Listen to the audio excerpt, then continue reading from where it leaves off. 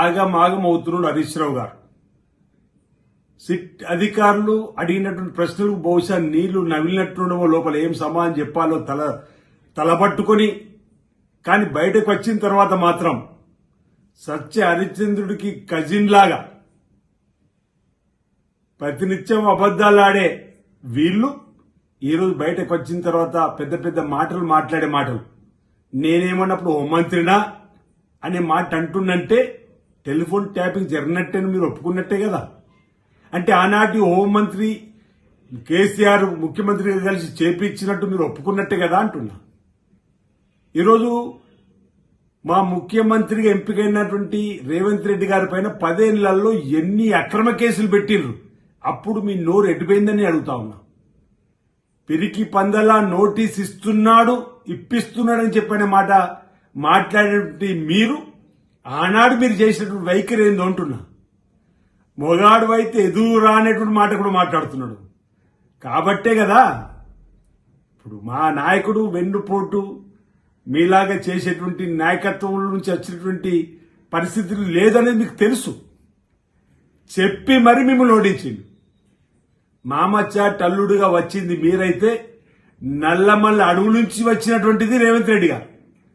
PCC అధ్యక్షుడిగా ఉన్నప్పుడు అనేక సభలు సమావేశాలలో మీ అవినీతి అక్రమాలు బట్టబయలు చేసి మిమ్మల్ని ఓడిస్తామని చెప్పి ఓడించినటువంటి మగాడి ఈరోజు రేవంత్ రెడ్డి గారు. మీరు రేవంత్ రెడ్డి గురించి మాట్లాడమా అంటున్నా. ఈరోజు టెలిఫోన్ ట్యాపింగ్ జరిగింది అని మీ సొంతింట్లో కేసీఆర్ కూతురు కవితనే చెప్పిన తర్వాత ఈరోజు మీరు ఇప్పటికైనా సిట్టు విచారణ ముందు అవును ఆ రోజు జరిగినట్టుందని చెప్పిన మాట చెప్పుకుని ప్రజలల్లా ఓ పేరు సంపాదించుకునే ప్రయత్నం చేయాలి తప్ప ఈరోజు ఆ సిట్టు విచారణ తర్వాత కంగారును కప్పిపుచ్చడానికి ఏదేదో పెద్ద పెద్ద మాటలు 4 మాట్లాడితే అవి నిజమైపోతుంటే ఎట్లా హరీష్ రావు గారు అంటున్నా. సత్య హరిశ్చంద్రుడిలాగా మీరు మాట్లాడితే అబద్దాలని ఈరోజు ప్రచారం చేసేటువంటి మీరు ఈరోజు సిట్టు విచారణకు రాగానే నీళ్లు నమ్ముతూ ప్రశ్నలు ఇచ్చేటువంటి పరిస్థితులలో ఫ్రస్ట్రేషన్లు ఉన్నటువంటి మీరు ఈ మాటలు సరికాదు. ఈరోజు రాబో రోజుల్లో 100కి 100 పాళ్ళు మీరు పొరపాటు చేసిందని, ఎందుకంటే మీ కుటుంబ సభ్యుల నుంచే కవిత గారు నా భర్త ఫోన్ కూడా ట్యాప్ చేసిందని చెప్పని ఆరోపణ చేస్తుంది కాబట్టి 100కి 100 పాళ్ళు ఇందులో తప్పులు చేసిన వారిపైన ఈరోజు ప్రభుత్వం చట్టం తన పని తను చేసుకుపోయే విధంగా చర్యలుంటే తప్ప మాకు కక్ష సాధింపనేది లేదు. నిజంగా కక్ష సాధింపుంటే 2 ఏళ్ళు అయిపోయింది, మీరు బయట ఎందుకుంటారు అంటున్నాం. ఈరోజు చట్టం తన పని తను చేసుకపోతుందని చెప్పినటువంటి ఆలోచనగా మా ముఖ్యమంత్రి రేవంత్ రెడ్డి గారు ఆలోచనతో ముందుకు పోయేటువంటి కార్యక్రమం ఈరోజు సిట్టింగ్ హైకోర్టు జడ్జితో విచారణ జరిపించమని.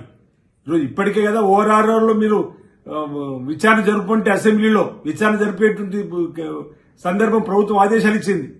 కరెంటు కొనుగోలు అవినీతి జరిగిందంటే జగదీశ్వర్ రెడ్డి గారు వెయ్యండి అని చెప్పినటువంటి సందర్భంలో వేసినాం. ఈ కార్ రేసింగ్ లో ఈరోజు గొర్రెలు బర్రెలు చేపల దల్లో జరిగిన స్కామ్లు కాళేశ్వరం పైన ఆల్రెడీ జరిగినటువంటి దానిపై సిబిఐ విచారణ జరపాలని ఇచ్చినటువంటి సందర్భాలు ఇవన్నీ మీ హయాంలో అవినీతి అక్రమాలు టెలిఫోన్ ట్యాపింగ్ లో ఈరోజు మేమేదో కావాలని చెప్పి పిలిపించినట్టుగా మీరు మాట్లాడే మాటలు సబబు కాదు. రేవంత్ రెడ్డి గారిని మాటికి ఈరోజు కళ్ళల్లో నిప్పులు పోసుకొని మాట్లాడే మాటలు సరికాదు.